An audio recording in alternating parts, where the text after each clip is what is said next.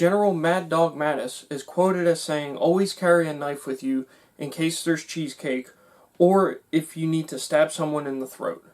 I tried to verify this quote and was unable to find it exactly. It looks like the original quote was a response he gave to a reporter who asked him why he always carries a knife. General Mattis replied with, "In case I run into a piece of cake or a throat to slit." In either case, knives are one of the most useful tools that you can own. Today we're going to be diving into some of the proper use techniques of knives.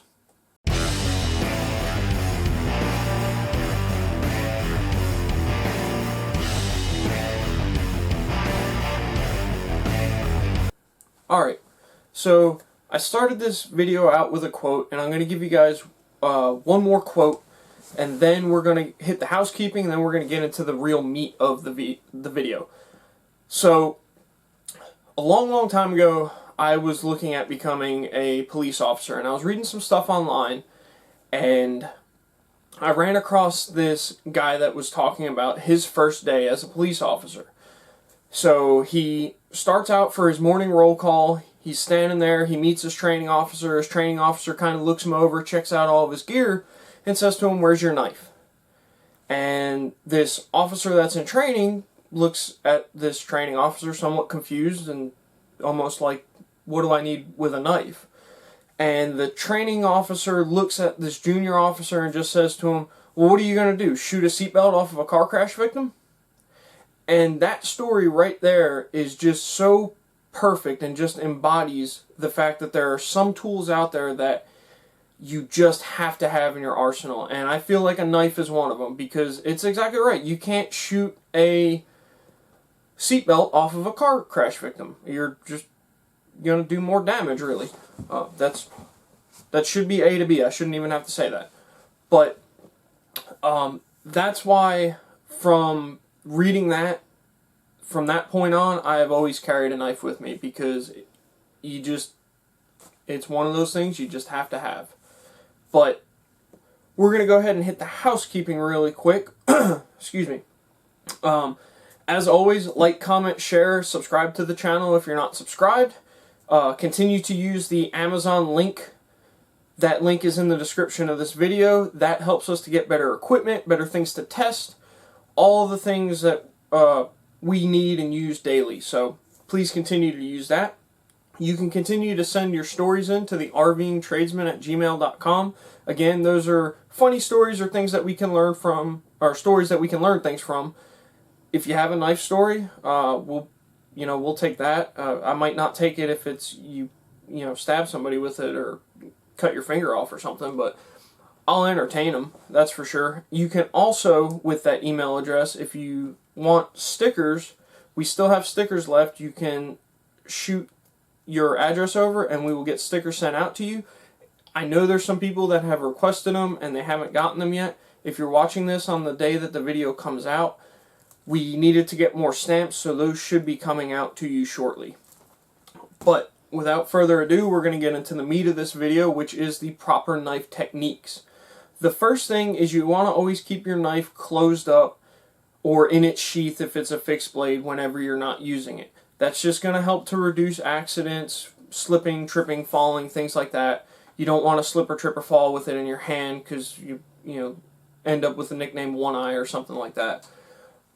The next one is, whenever possible, you want to cut away from yourself. I believe the Boy Scout manual, which is where I got most of these from, I've added a couple of my own, but the Boy Scout manual is where the bulk of these come from, just FYI.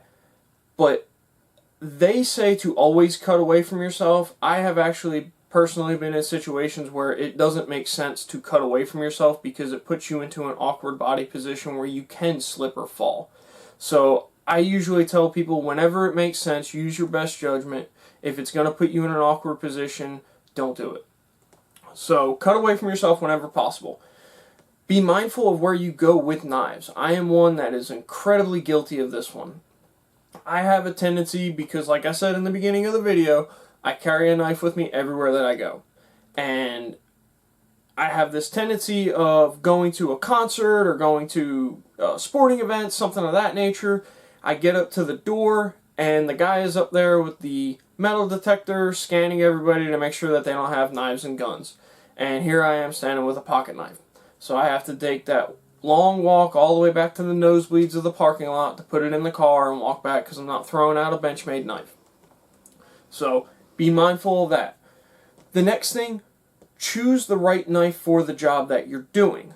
First of all, I want to preface this as saying never use a knife to pry stuff. That's not what they're made for. Go get a pry bar if you need to pry something.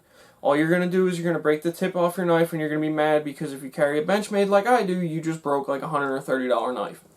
So, but to get into the choosing the right knife for the right job, I carry this little Benchmade with me. This is kind of my everyday carry.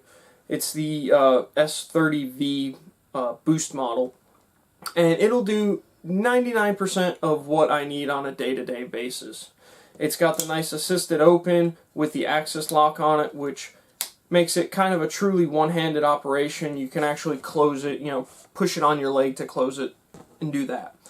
This knife is great. Like I said, 99% of my stuff that I use a knife for will be done with this. But there are situations that knife can't do what I need. So to give you an example, this was several years ago. I was cutting up a tree that had been fell, and as I was cutting the tree twisted in a way that I didn't expect, and it pinched the bar of my saw. So I don't have a saw, so I don't have another saw, so I can't cut my saw out. So I still have to get mine free so I can continue working. Well, I did have this Gerber survival knife with me, and this Gerber survival knife actually has a saw on it as well. It's a small one, but it is a saw.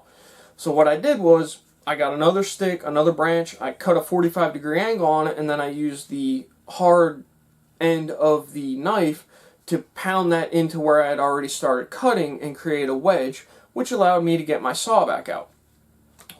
Perfect. Really got me out of a jam, did its job wonderfully. I could not do that with this knife though.